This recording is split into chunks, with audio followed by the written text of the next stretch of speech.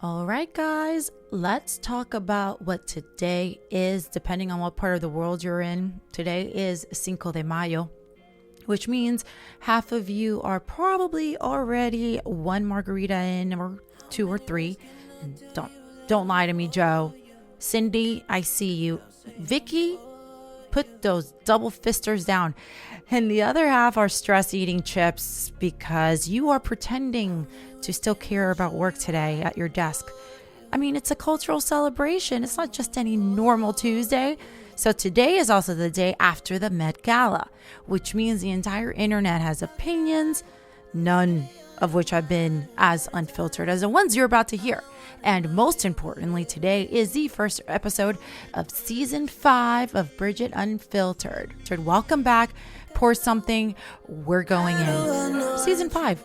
Let me tell you what that actually means. All right. It means I have been doing this show long enough that I've had pretty much a full character arc. We're talking protagonist, antagonist, rock bottom moment, montage, comeback, the whole thing. Netflix would give me 4 seasons and a movie at this point. But, ladies and gentlemen, here's the thing nobody tells you about.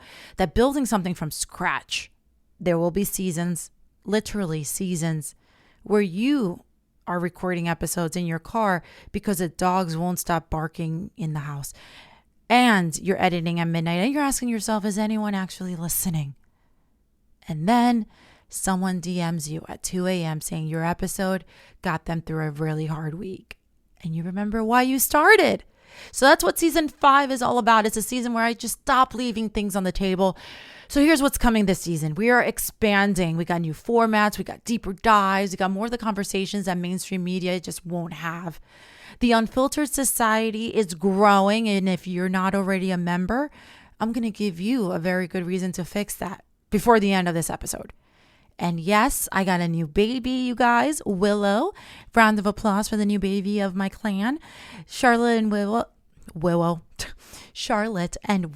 are still my co-CEOs and will continue to be co-CEOs of Dirty Blonde Media that is happily producing Bridgette Unfiltered. They have approved this season. I mean, I had to bribe Charlotte with a little treat, but Willow was more than immediately on board, and that tracks for both of them, honestly. So, all right, let's ease into season 5. The only way that makes sense for a Cinco de Mayo happy hour drop about, we're going to talk about the Met Gala because it was yesterday, and fuck, do I have some thoughts. The 2026 Met Gala theme was fashion is art. Sorry, I hope you're not driving because even that put me to sleep. Co-chairs, Beyoncé, Nicole Kidman, Venus. I'm turning into my mother where I can't pronounce names.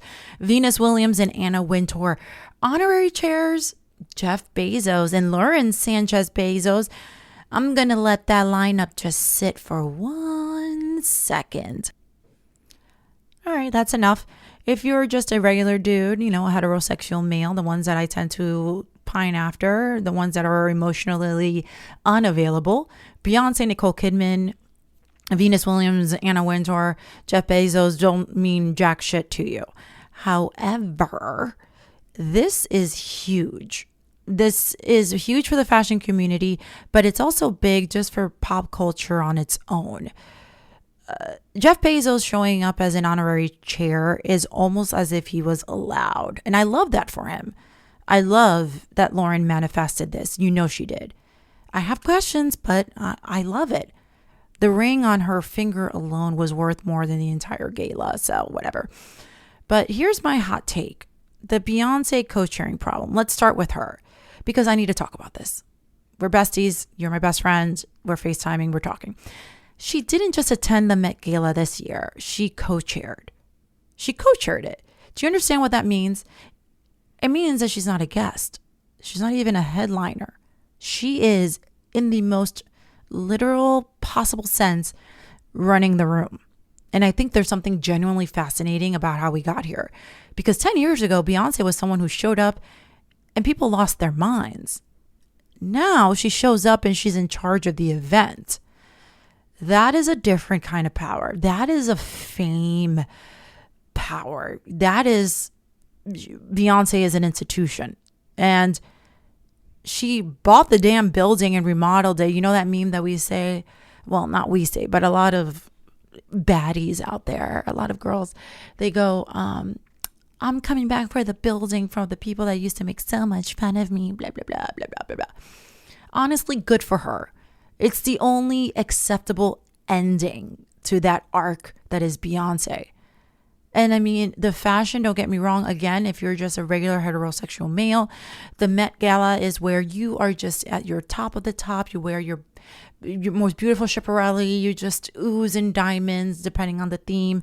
And apparently 2026 is the year that we collectively decided that clothes are just going to be optional at the Met Gala. And we are leaning in with sheer dresses. Sheer dresses were everywhere. Gigi Hadid was in custom Miu Miu. Cara Delevingne was in custom Ralph Lauren with a sheer black that I genuinely need someone to explain the structural engineering of, because how did that stay up? And I want to be clear. I am not here to body shame anyone. These women looked incredible, but I do have a question, and it's a genuine one. Is this sheer dress actually a bold fashion statement? Or is it just the laziest pitch a stylist can make to a celebrity who already pretty much looks the best I would ever look on my worst day? Like, at what point does barely there just mean, listen, so Gigi, we basically ran out of ideas. So can you pull this off? Okay, let's go. That's all it is. And I want someone to show up to the Met Gala in a full Victorian ball gown with like 12 layers and a corset. That to me is a fashion statement. Unexpected, a little subversive, a little tantalizing. You're not showing skin. You're showing that sort of restraint from the Victorian era. That to me would be a real flex in 2026. But nobody asked me. No one asked me to be in The Devil Wears Prada too. So I'm just going to mind my own business. With the theme this year being fashion is art, which, okay, listen, I want to engage with this just a little bit seriously for a second before I say something mean. Fashion can be art. I went to a fashion high school. My major was fashion merchandising, and I absolutely love fashion. I think there's nothing more beautiful about a feminine woman's wardrobe and nothing more powerful than a strong gentleman's outfit. But the craftsmanship in a couture gown is genuinely extraordinary. Between the vision, the construction, the hours, and I'm not dismissing that. But, quote, fashion is art as a Met can I not speak today? As a Met Gala theme. I'm trying to throw out the words that's in my brain, and it's like a brain dump.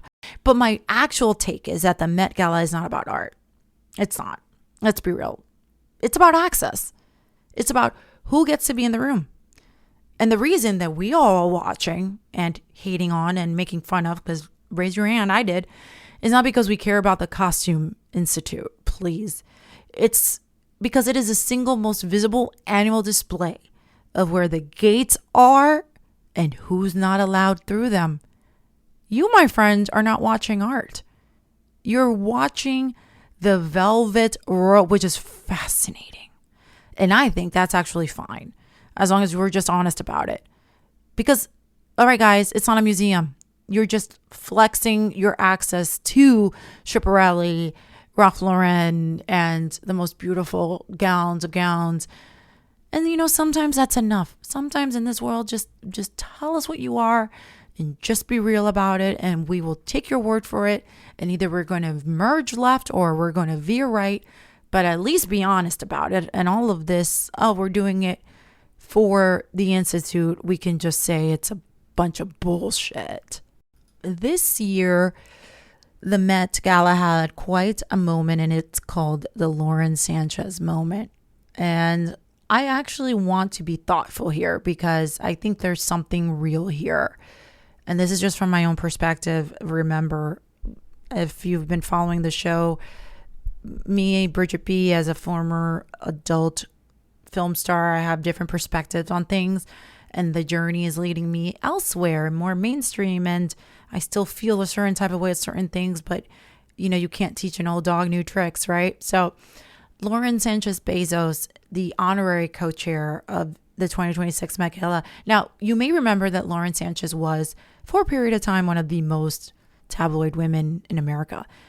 And I'm not going to relegate the details because that's not what this is about. But what I'm saying is that was her point of story. That was her narrative. And the narrative has completely and utterly changed. All right. She is now a philanthropist. Okay. She's a private astronaut. She is a New York Times bestselling author. And apparently, for as much as people want to make fun, is someone that Anna Wintour personally invited to co-chair the Met Gala.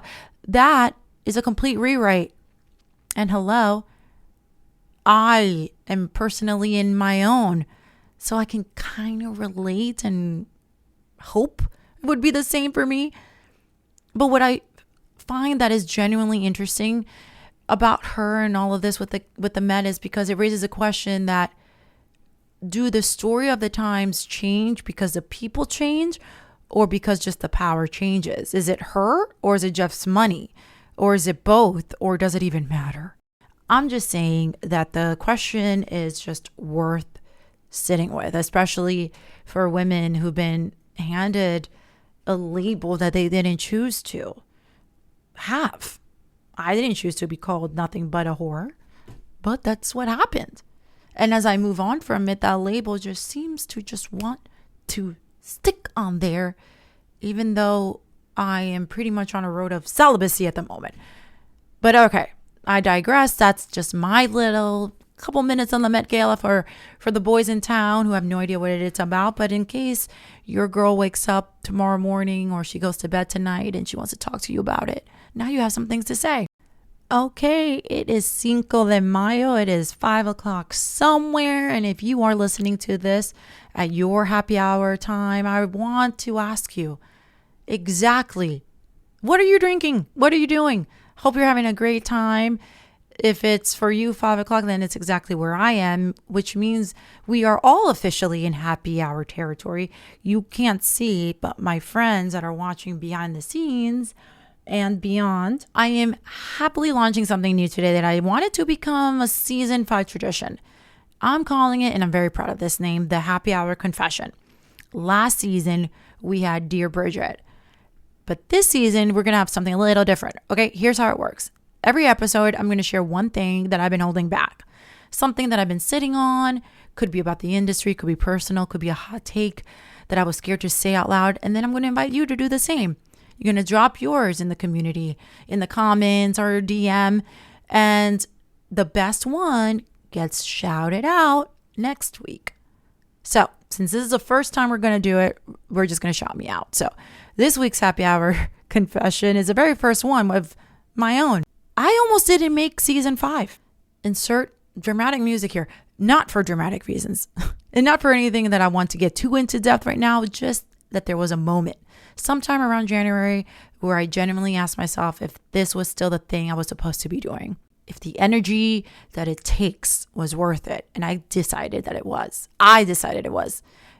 I couldn't wait for the world to catch up. It's just a plus that it did. And it's a massive gratitude and appreciation that I have for you all who are listeners. But I want you to know that it wasn't automatic. It was definitely a choice. And I'm choosing it again today with this episode for season 5. I'm also choosing it because Charlotte and Willow have very expensive taste in dog treats. And this podcast is going to need to fund their lifestyle. So there are practical considerations, okay? Now, your turn. What's your happy hour confession this week? Drop it wherever you find the community. I read everything. Kim Kardashian. Okay. So, as someone who based her entire Los Angeles Hollywood trajectory based off of Kim Kardashian, if you know, you know, I really thought that she would come out with something incredibly lavish. And her and Justin Bieber's wife, Hailey Bieber, kind of wore the same thing. And it's a suit that looks like armor.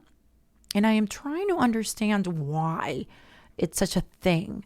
So, because her little sister did it also. So I'm going to write myself a note. Because I wonder. And if you know, then let us know. But what is this body armor thing? I will have a picture of it on the newsletter and I'll put it somewhere in the description. I'm writing it here just so you don't have to go look for it everywhere. Because if you search and your girlfriend looks at your search history, you'll be in trouble. I'm just looking out for you. See, I am your wing woman. I am just looking out for you. So that is it for season 5, episode 1 of Bridgette Unfiltered. We are back. We are loud and we're not going anywhere. If you listened all the way through, thank you. Thank you so much. Leave a review. Share the episode with someone who needs an unfiltered voice in their life. And I will see you next week. I am Bridgette B, and this is Bridgette Unfiltered.